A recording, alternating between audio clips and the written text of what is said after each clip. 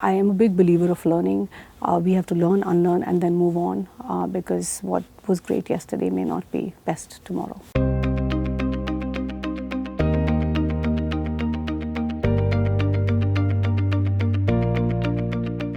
With the brand launch in India, we were just discussing that. What has been your marketing strategy behind this? I mean, how are you looking to position MG in India?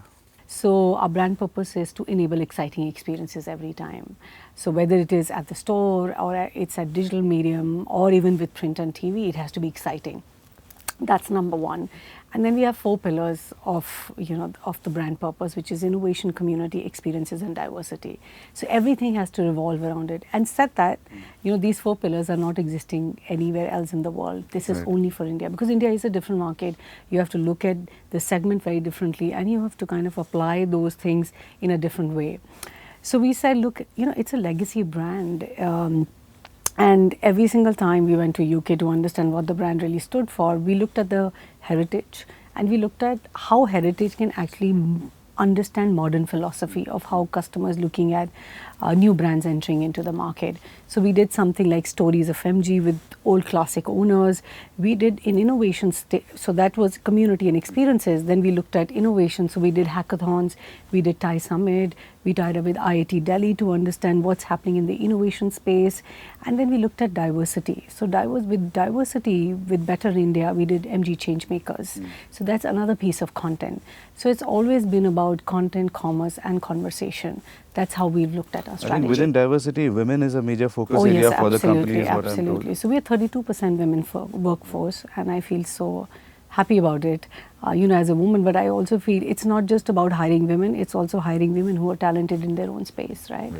And at the manufacturing level, right now we are building our cars, and every single time you see women building those cars, you just feel a sense of immense gratitude, but also you feel a sense of belonging because you see the companies actually looking at being future forward. So you've been doing a lot of content recently with Tripoto, with Better India. You mentioned Better India, especially in the native advertising segment. How does content marketing help a new brand, carve a relationship with the future customer? Yeah. I think content marketing today is hygiene. You have to do it, but how you do it is a question. Exactly. So few do's and don'ts. Maybe. Yeah, I think the do's of doing content marketing is really finding what is the purpose, why you're doing it, and secondly is really tying up with the right partner who understands it, because ultimately it's all about amplification. You have to gamify it. If you don't gamify it and if you don't amplify it, then it's in a little circle and you feel good about it, but you have to measure it if it's really working for you or not. And I think the don'ts is just don't do it because it's a good thing to do and it makes you look, wow, I'm talking about content marketing and content is good. But if it is not driving conversation and if it does not drive engagement, then I think it falls flat. So that's why for us Better India, because it marries with the brand purpose, it marries with the pillar.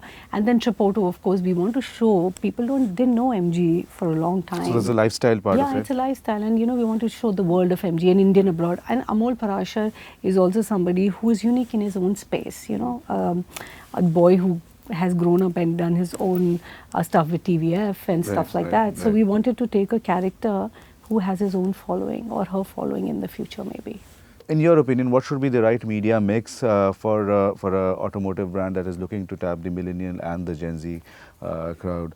And are there any memorable campaigns in the sector that you'd like to maybe recall? Yeah, I think it depends from brand to brand and what your target is and what do you want to do and what is your long horizon in the market, short term, long term, how do you look at it. But I would really say, I think when a brand is entering into the market, of course print, I won't say print that much, print to some degree, but television and print together is a great combination to make an entry.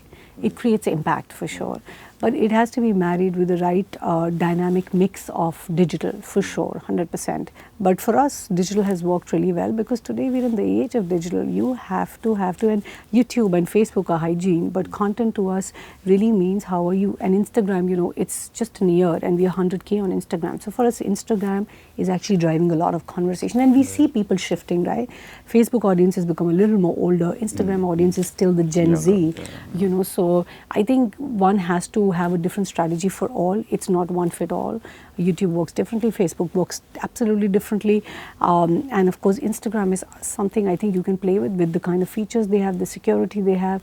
It's a very interesting medium and has a long way to go in terms of, I think, how brands can use it. I still think that brands have a long way to go to understand how to use social for real. But we've kind of little bit cracked it because of the right people in the team. So we don't have, in my team, I don't have anybody from automotive. I have people from agency backgrounds. So they understand why and how to do it. But as you launch, as you expand your portfolio, where will the brand go in the next, 4-5 years maybe, if that's not too sort of far away.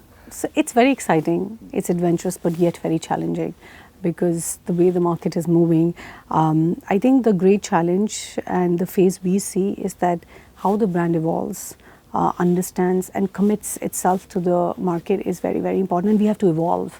What we do today may not be relevant tomorrow. So, and I am a big believer of learning.